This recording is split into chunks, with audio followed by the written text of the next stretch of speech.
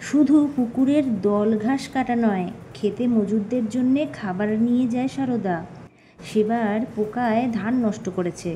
বহু ধান শীষ থেকে ঝরে পড়ে রয়েছে মাটিতে।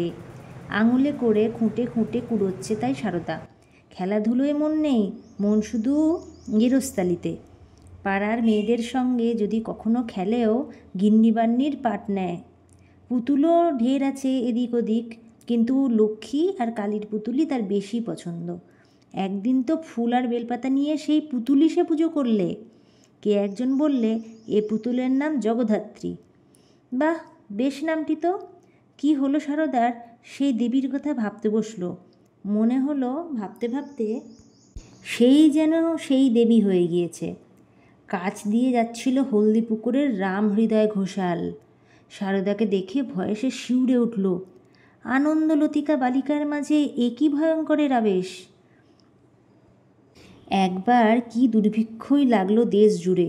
সারদাদের আগের বছরের ধান মড়াই বাঁধা ছিল, তাই লোক আসতে লাগলো দলে দলে। ভাতের ঘ্রাণে চালে ডালে খিচুড়ি রান্না হতে লাগলো। খিচুড়ির ঘ্রাণে হাঁড়ি হাঁড়ি খিচুড়ি, যে আসবে সে খাবে। বাড়ির লোকেরও এই ব্যবস্থা। শুধু আমার সারদার জন্যে দুটি ভালো চালের ভাত করবে, বললেন রাম মুখুজ্জে। সে এসব খেতে পারবে নি। কন্যার জন্যে অবার্য মমতা।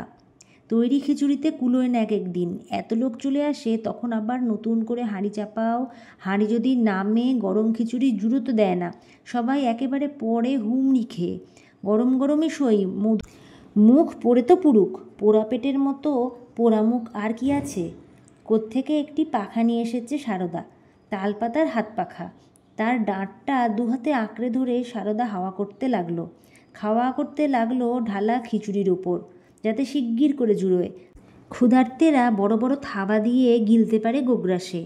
সেবারূপিণী লক্ষ্মী, ধান্যদা ধনদায়িনী। সেদিন একটি মেয়ে লোক এসেছে, রুক্ষ চুল, পাগলের মতো চেহারা। গরুর ডাবায় কুড়ো ভেজানো ছিল, দিশেহারার মতো তাই খেতে শুরু করলে। আহা, একটু রোসো গো রোসো! ছোট্ট সারদা ব্যস্ত হয়ে উঠল। বাড়ির ভেতর খিচুড়ি আছে, এনে দিচ্ছি। কে শোনে কার কথা? সব কিছু ধৈর্য মানে ক্ষুধার ধৈর্য নেই। খিদের জ্বালা কি কম?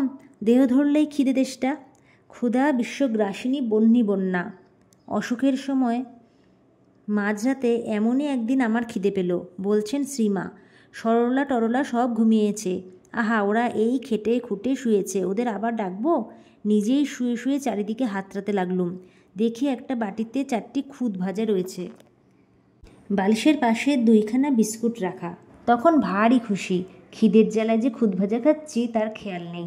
ইয়া দেবী সর্বভূতেষু ক্ষুধারূপেণ সংস্থিতা। আমার তো শুধু অন্নের ক্ষুধা নয়, আমার জ্ঞানের ক্ষুধা, প্রেমের ক্ষুধা, আনন্দের ক্ষুধা। আমার পেট ভরলেই তো আর বুক ভরে না, ঘর ভরলেই তো ভরে না আমার অন্তর। মা, তুমি আমার সেই চিরন্তনী ক্ষুধা মূর্তি, আমার পঞ্চকোষের পঞ্চক্ষুধার সংহতি মূর্তি। কিন্তু তুমি যেমন ক্ষুধা, তেমনি আবার তুষ্টি। তুমি যেমন ক্ষুধার প্রকাশিকা, তেমনি আবার ভব ক্ষুধা নিবারিণী। আমি ক্ষুধিত সন্তান, আর তুমি অন্নদায়িনী বসুন্ধরা।